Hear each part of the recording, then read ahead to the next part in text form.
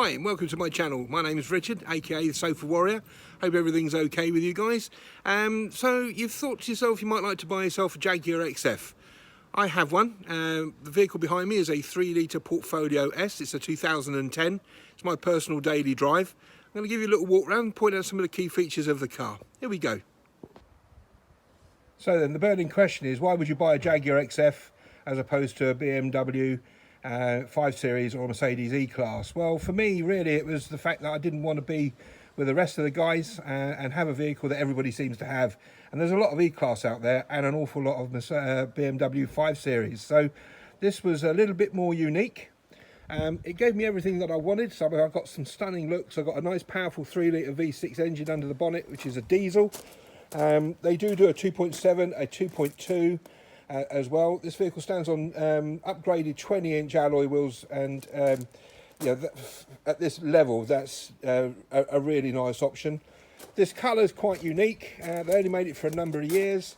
I've had the privacy glass fitted in the back, which for a prestige car is pretty much a must.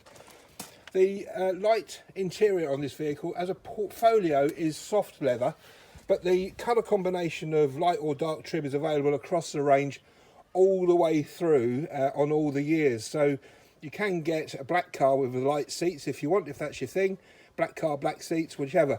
The other little quirky things, the centre console speed, so the gear selector rises when you switch the car on, and the vents all roll round, which is, you know, everybody that gets in a car that doesn't know Jags, it's always a wow factor, and I love that. It's nice to see it in the morning when you start the car and it all fires up and all sort of comes to life. It's a lovely feeling. So yeah, great car to drive. It's great on the road. I'm returning about 30 odd miles to the gallon on it, and I do have a heavy right foot. I've got a massive boot. This one's actually got the option of the fold down rear seats, the little yellow buttons up inside there. Will give you the indication of that. Spare wheel was not standard, so make sure you opt for that one. This has got rear camera, twin rear pipes at the back. It gives it a sporty look. It is somewhat reminiscent of the XFR, which is the 5-litre beastie. There is one of those around the corner here, and I'm going to try and get a video done on that. But great lines.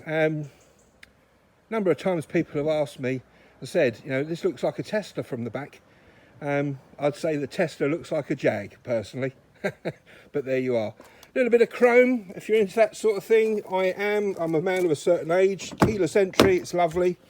And inside the car, all the usual things. We've got memory seats, electric windows, electric mirrors, Baron Wilkins audio system, electric steering wheel, which all moves and gets out the way when you get in and out of the car. A proper feel, heated and chilled seats. So this has got the full climate pack on the car. We've had some really hot days lately, and I've just gone and sat in the car, put the aircon on and switched the air conditioning on for the seats, because it really makes it a nice place to sit.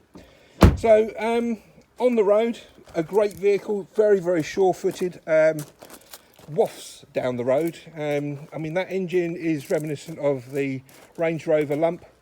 So, you know, effortless and powerless, or powerful, I should say, effortless and powerful. A bonus, you know, for anybody, if you're looking at, or you can stretch to that, that top tier 3-litre V6. If you are buying one of these vehicles, there are some things you really need to be aware of. You need to be making sure that all the electrics actually work as they should do, and do obviously drive the vehicle. Now, this particular one is a twin turbo setup, and the previous owner that had it, I don't think had ever driven the vehicle really hard. So if you just drove the car, that was great. But if you really booted it, as I have a tendency to do, which is give it some guns, what you found is that twin turbo would actually kick in, and because there was a little bit of a stick with that, because it's never been used that much, it would throw the vehicle into a limp mode. You'd stop the car, switch it off, restart it, it would reset that, and away you go. Now, all it was a sticky valve, but, you know, frightened the life out of me. I'd only had the car a couple of months, and this thing started to go. It's a 2-minute fix. One of the guys, they dealt with it. It's not a big problem. Just replace that particular valve setup, and away we've gone. if you are buying one, you want to make sure that it's recently had the belts done. It's a 2-belt system on this V6. So we've got a on the 3-litre V6, there's a belt at the front which powers the cams, and one at the back which does the fuel pump. And you are staring down the barrel of 700-800 quid to have that done, along with a service and bits and pieces. So if you can, you want to make sure that at some point there's evidence that that's actually been done, either stamped in the book or a receipt or something, because you don't want to be picking that bill up at some point. I've had the disc done on this one. Again, you know, you can buy the bits. They're not that expensive to get hold of. You're staring down the barrel of a couple of £100 to have that sort of thing done. And outside of that, it's a great car to drive. It doesn't cost me a fortune to insure, and the running costs are quite low in respect of that. I've done nothing else on the car. You know, there's been no major maintenance things. I've done a video on fixing the air vents, which didn't turn after a while. But, you know, these are all livable things, and, you know, the car looks absolutely stunning. Wherever I take it, people are always looking at it. Just got to make sure you keep it clean. So I hope that's given you a bit of an insight into the car. It hasn't put you off. I've certainly enjoyed my ownership of the vehicle, and you know, if I have to get rid of it, it's going to break my heart. So, you know how it works. If you like what you see, then press the subscribe button down here, and press the like button as well. Lots of comments, I like those, and thumbs up. So we love all of that sort of stuff. There's another video, as I said earlier, in this system. So if you do own one of these cars, or you have an issue with the vents, search out the video for that. And as I said before, please subscribe. It means a lot to us. This is how the channel works, and I'm looking forward to talking to you in the next video. Speak soon.